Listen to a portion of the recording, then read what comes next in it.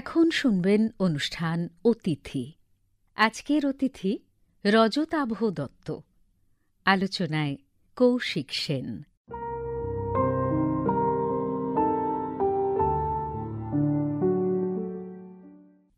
অতিথি অনুষ্ঠানের দ্বিতীয় পর্বে আমরা উপস্থিত হয়েছি। অবশ্যই সঙ্গে রয়েছেন রজতাভ দত্ত, দুই বাংলার শ্রোতা বন্ধুদের অত্যন্ত প্রিয় একজন অভিনেতা, আমাদের অত্যন্ত কাছের মানুষ রজতাভ দত্ত।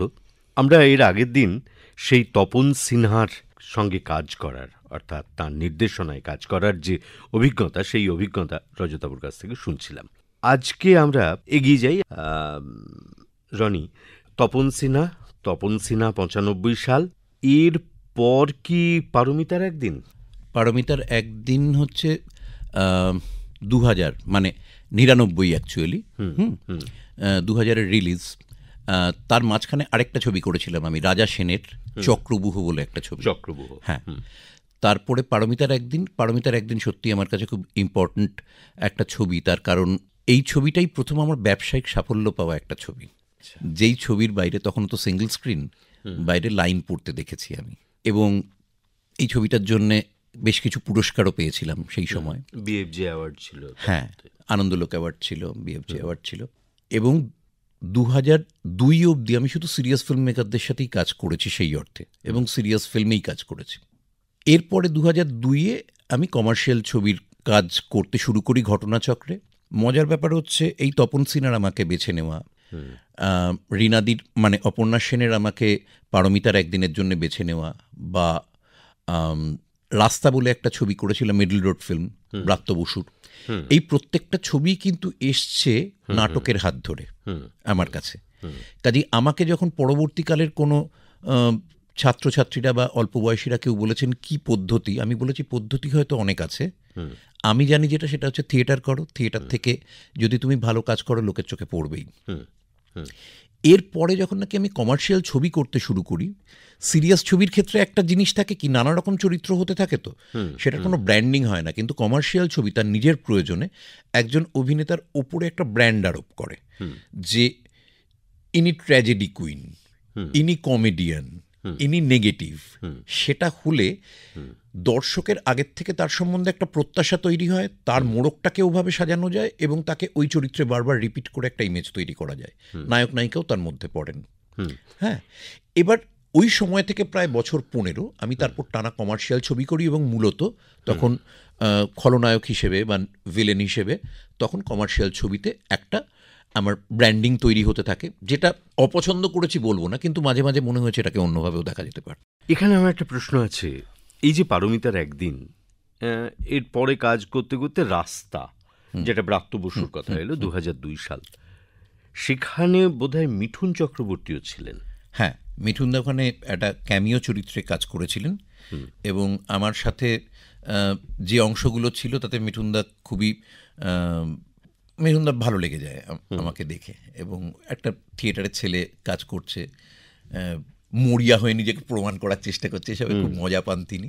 এবং তারপরে একটা কমার্শিয়াল ছবি হয় বারুদ বলে, যে ইউনিটের আমাকে আর কারো চেনার কথা নয়, তার কারণ প্রডিউসার যিনি ছিলেন প্রীতম জালান, তিনি তো আমায় চিনতেন না, তার আগে সেরকমভাবে কোনো কাজ করিনি। ডিরেক্টর তো টিএলভি প্রসাদ, তিনি তো সাউথ ইন্ডিয়ান, কাজেই তিনি তো বাংলা কারো সম্বন্ধেই কোনো আইডিয়া নেই। মিঠুনদা কোনোদিনই স্বীকার করেননি, কিন্তু আমি নিশ্চিত ওটা মিঠুনদা আমাকে ওটায় কাস্ট করেছিলেন, এবং সেই আমার প্রথম কমার্শিয়াল ছবি। মিঠুনদার সাথে খান ১০-১২টা ছবি রয়েছে, তার প্রথমটা, এবং সেটা খুব বিজনেস করে, এবং তারপর থেকে ওই যে কমার্শিয়াল ছবির কথা বলছিলাম, একটা আলাদা জীবন বা আলাদা একটা ছবির জগৎ শুরু হয়ে যায়।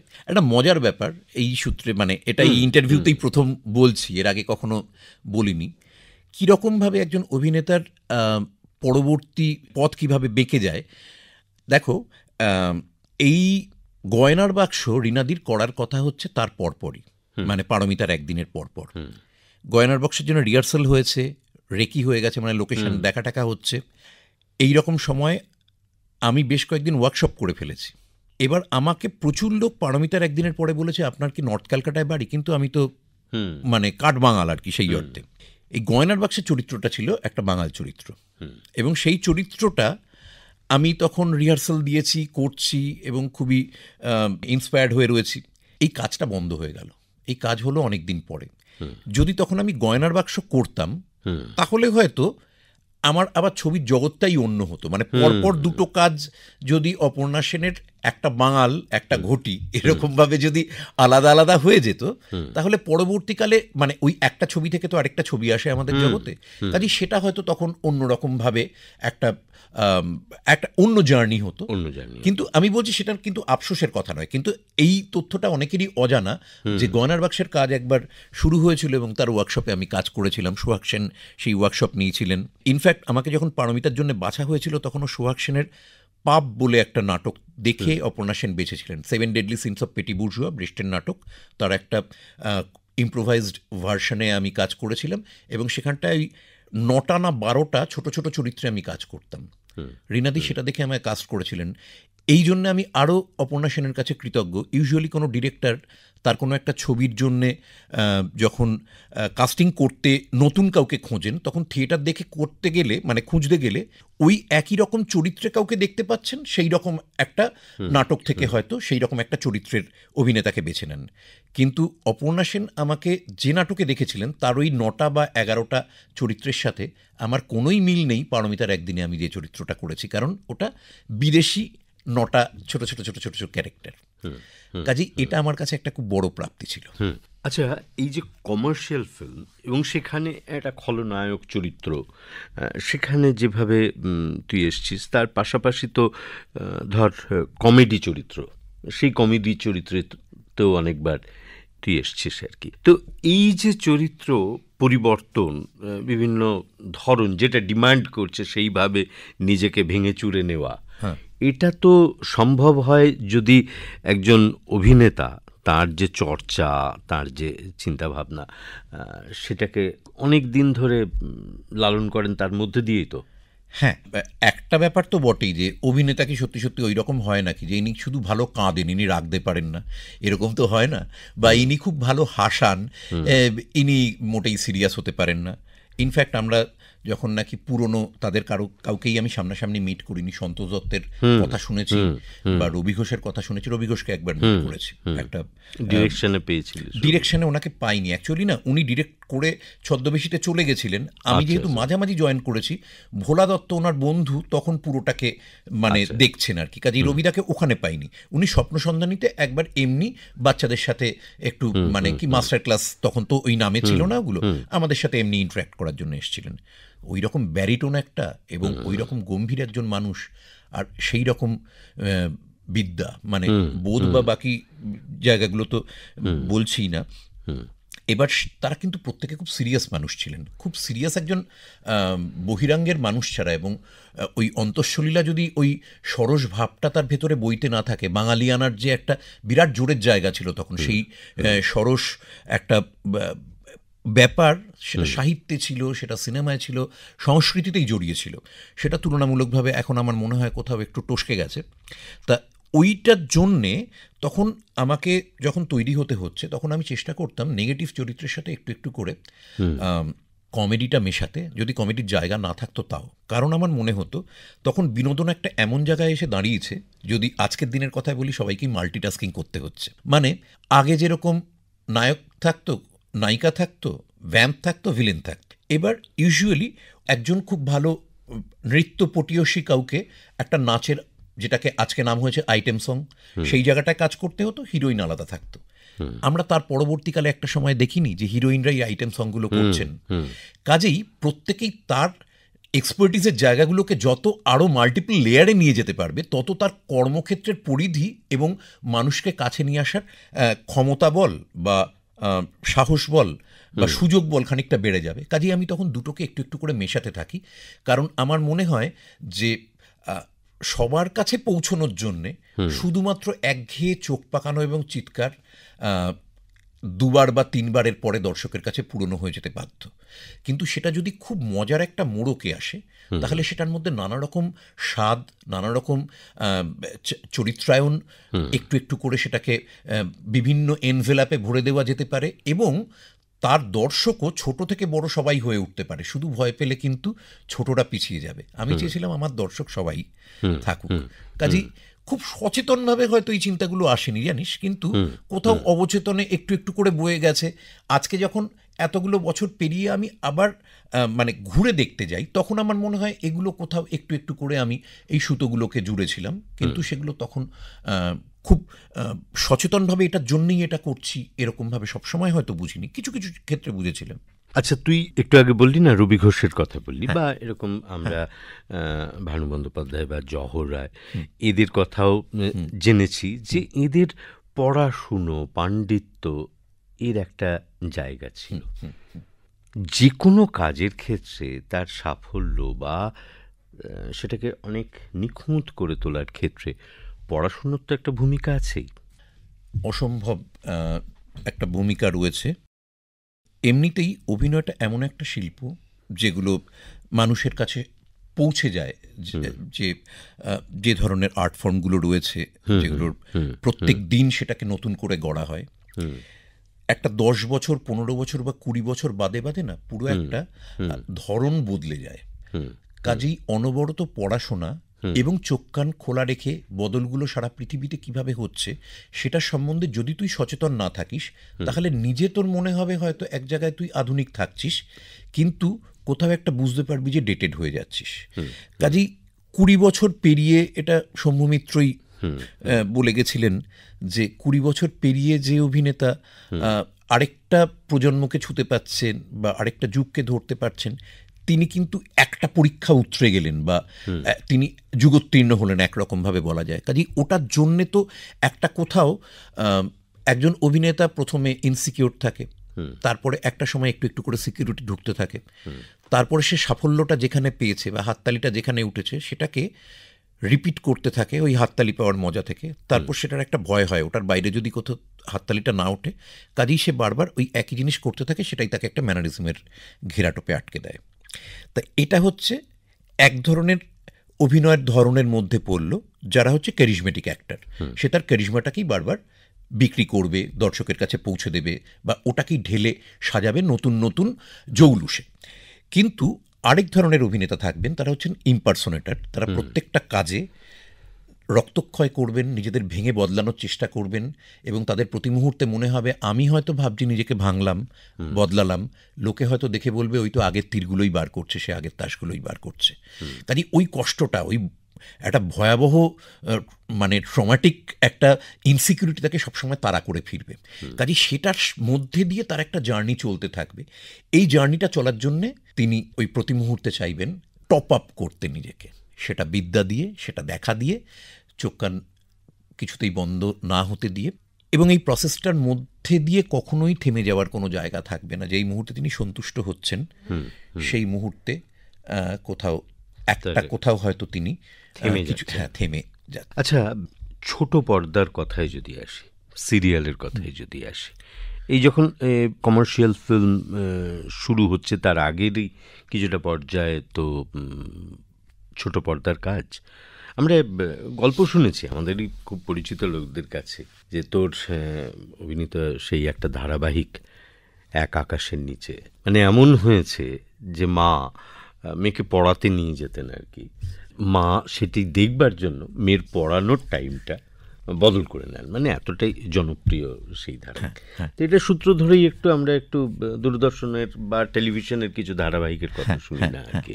এক আকাশের নিচে শুধু আমি নই, যত অভিনেতা সেখানে কাজ করেছে তাদের প্রত্যেকের কাছে না ওটা একটা ফিল্টার।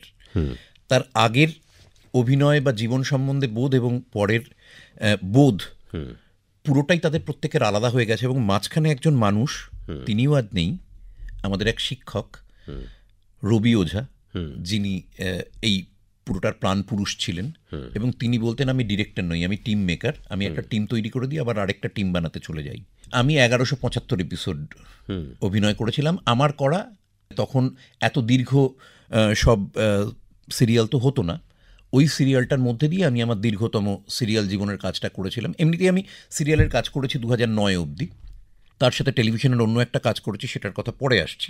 এই রবি ওঝা কতগুলো মজার ব্যাপার হয়েছিল। উনি FTI এর পুনে ফিল্ম ইনস্টিটিউটের ছাত্র, মির্জা কুন্দন মেহতা ওদের টিমের, রাজু বেনগা জেন্টলম্যানের অ্যাসোসিয়েট ডিরেক্টর।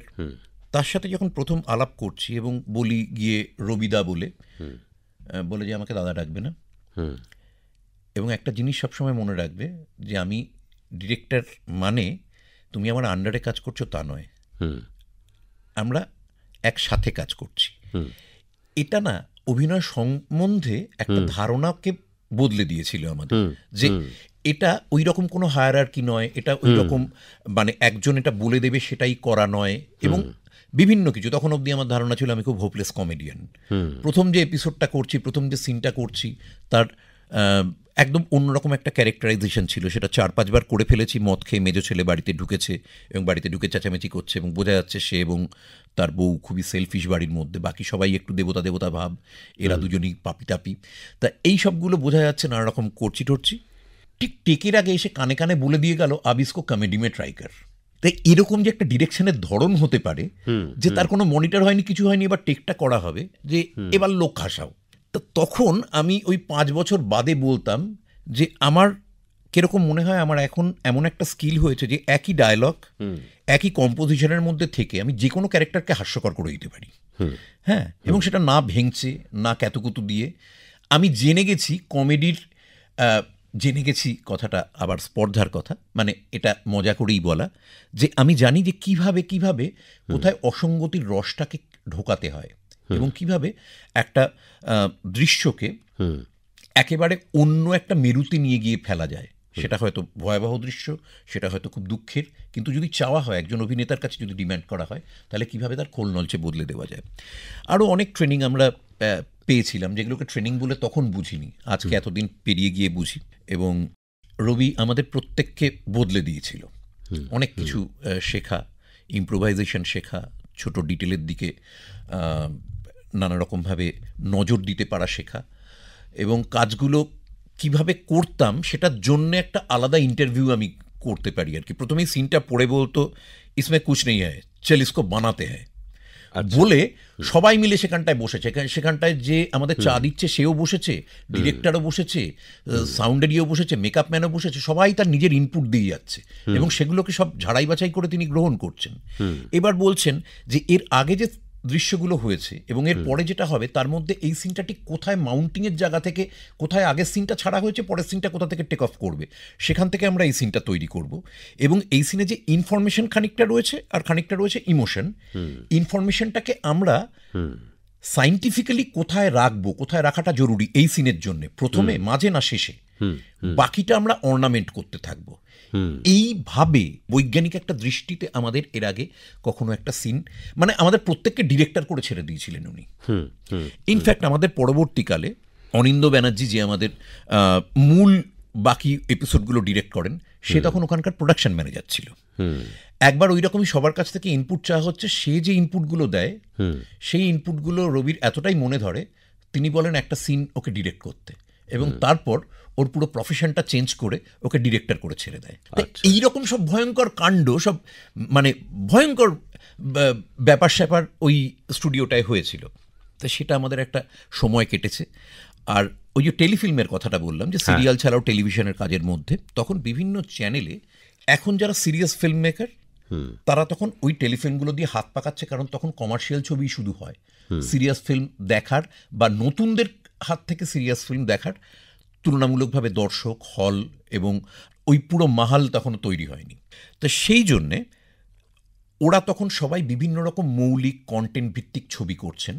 আমাকে অনেকবারই জিজ্ঞেস করা হয় যে নেগেটিভ চরিত্র করতে করতে তুমি সেই সময় বোর হয়ে যাওনি?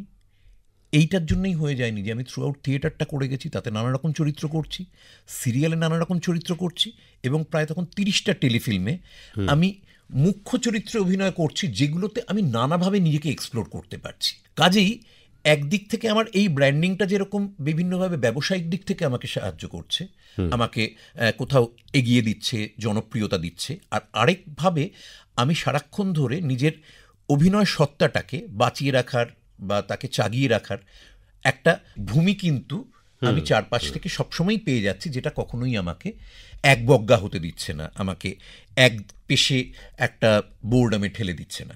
কাজেই সেটার জন্য আমি ওই সময়কার টেলিভিশন ইন্ডাস্ট্রির কাছে বা যে পরিবেশ তখন ছিল তার কাছে খুবই কৃতজ্ঞ। আমি এবারে একটু এই বাংলা থেকে বাইরে যাচ্ছি, মানে হিন্দি, ইংরেজি, এই যে ভাষা, এই ভাষাতেও তো কাজ করার অভিজ্ঞতা তো রয়েছে। ইংরেজিতে যে কাজ করার অভিজ্ঞতা হয়েছে সেটা ওই আমার দেখেছি আমি উইকিপিডিয়ায় লেখা হয়, কিন্তু ওটাকে সত্যি সত্যি খুব ইংরেজিতে অভিনয়ের কথা বলা যায় না, তার কারণ ওটা হচ্ছে মিস্টার অ্যান্ড মিসেস আয়ার।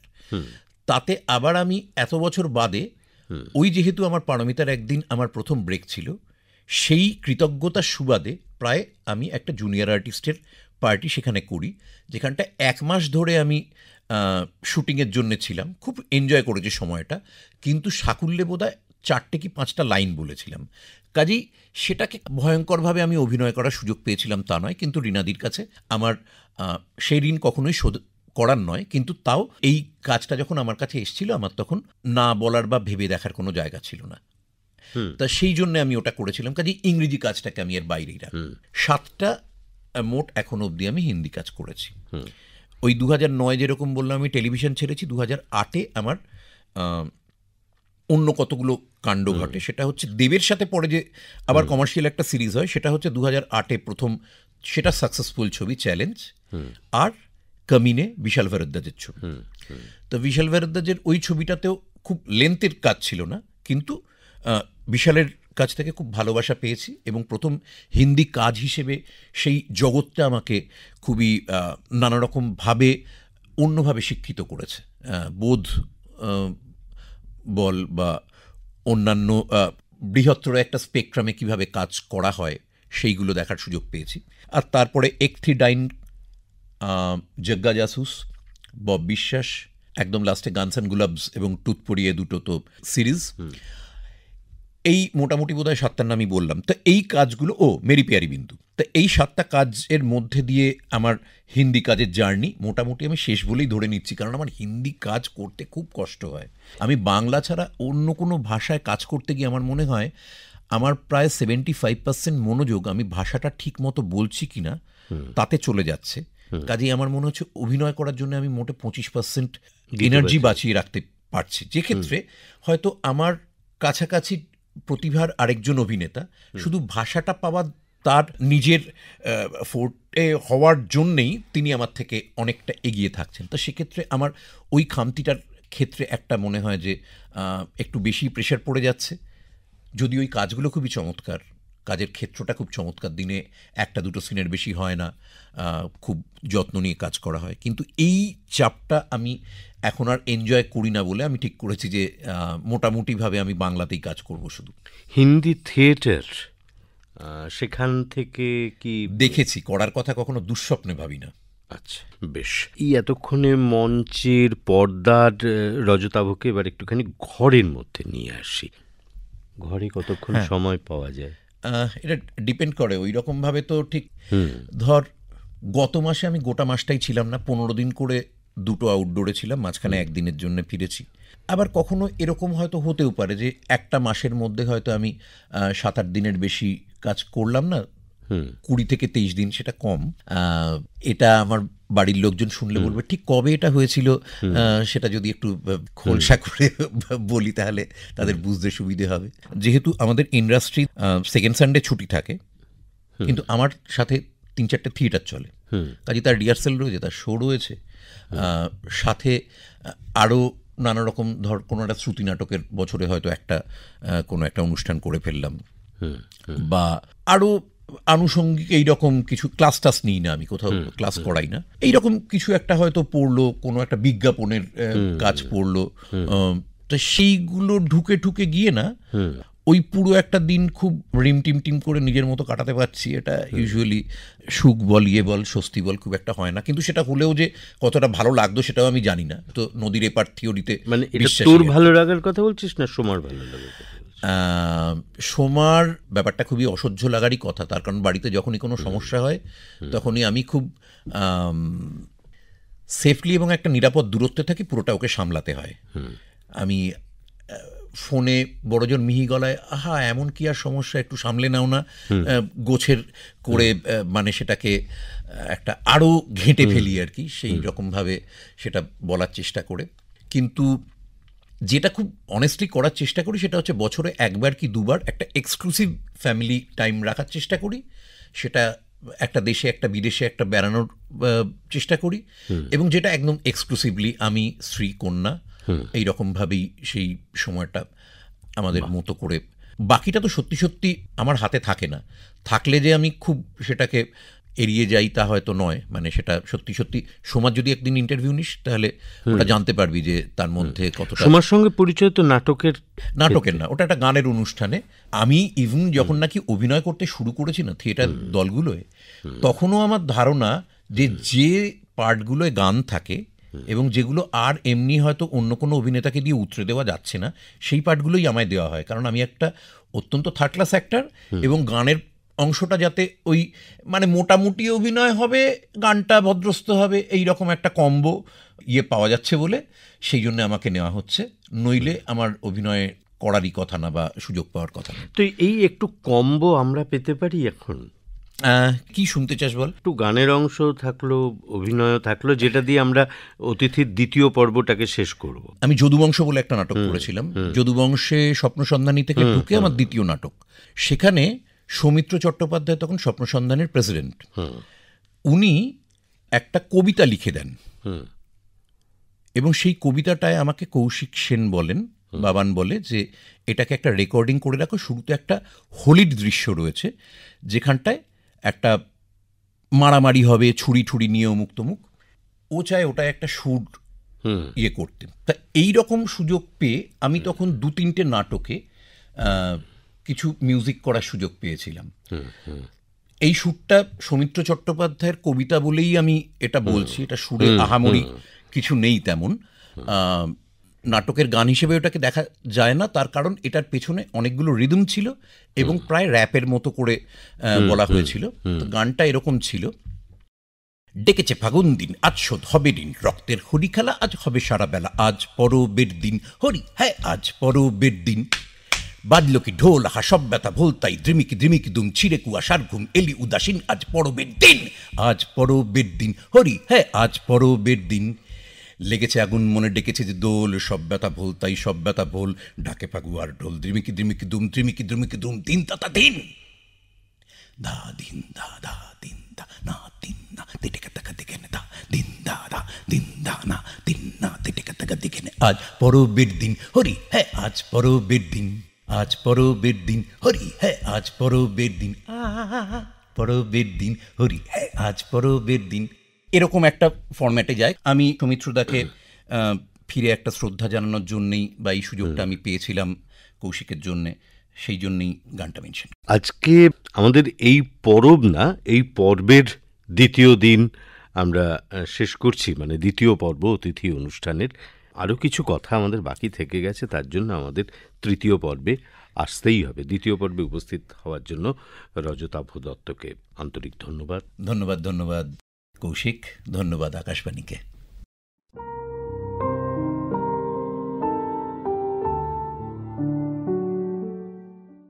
এতক্ষণ শুনলেন অনুষ্ঠান অতিথি।